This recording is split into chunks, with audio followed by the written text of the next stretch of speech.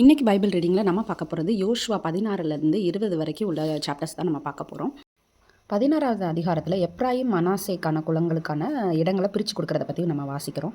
17வது அதிகாரத்தில் மனாசே குலத்தில் செலோபுகாதுங்கிறவரோட அவருக்கு பையங்க இல்லாமல் 5 பொண்ணுங்க மட்டுமே இருந்து இறந்து போயிடுறாரு. அந்த 5 பொண்ணுங்களும் அவங்களுக்கான இடங்களை கேட்குறாங்க. ஆண்டவர் அவங்களுக்கு கட்டளையிட்டு கொடுக்குறாரு அந்த இடத்த. இது பெண்களுக்கு சொத்துரிமை கிடைத்த போர்ஷனாக பழைய ஏற்பாட்டில் நம்ம பார்க்குறோம். எங்கள் அப்பா எந்த தவறும் பண்ணாமல் பாலைவனத்தில் மரித்து போனார். அவருக்கு பையங்க இல்லைங்கிறதுனால நாங்கள் உள்ளே வர முடியலை இந்த குளத்துக்குள்ளேங்கிறதுனால ஆண்டவர் அவங்க கேட்குறது முறையேன்னு சொல்லி அவங்களுக்கு உரிமை சொத்தை கொடுக்குறதா அந்த நம்ம எண்ணிக்கை நூலில் பார்க்குறோம். 27வது அதிகாரத்தில் 1 to 7 இருக்கும், நீங்கள் படித்து பாருங்கள்.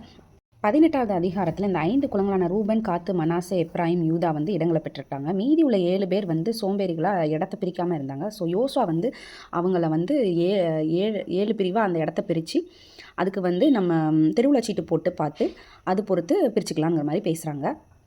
அதுக்கப்புறமா சீலோவாலில் திருவிழா சீட்டு போடப்பட்டு இந்த வரிசையில் 1லேருந்து 7 வரைக்கும் உள்ளதை பிரித்து கொடுக்குறாங்க. அவங்களுக்குரிய நகரங்கள் என்னங்கிறத தான் நம்ம 19வது அதிகாரத்தில் பார்க்குறோம். 20வது அதிகாரத்தில் அடைக்கல நகர்கள் பற்றி பார்க்குறோம். யாராவது கொலையாளி தெரியாமல் கொண்டு விட்டாங்கன்னா அவங்க இந்த அடைக்கல நகரத்தில் தங்கிக்கலாங்கிற மாதிரி குறிப்பிட்டிருக்கு. இதை நீங்கள் பார்த்தீங்கன்னா இது ரூபன், காத், ஒரு பகுதியான மனாசே, இந்த 3 ஆல்ரெடி மோசே பிரித்து கொடுத்ததுன்னு நம்ம பார்த்தது. அதுக்கப்புறமா யூதா பிரித்து வாங்கினது இதெல்லாம் காலேபு கேட்டு வாங்கின பகுதி இது. அதுக்கப்புறம் எப்ராயிமும் மனாசேயும் வாங்கின பகுதிகள் இது யோசேப்போட மக்கள்.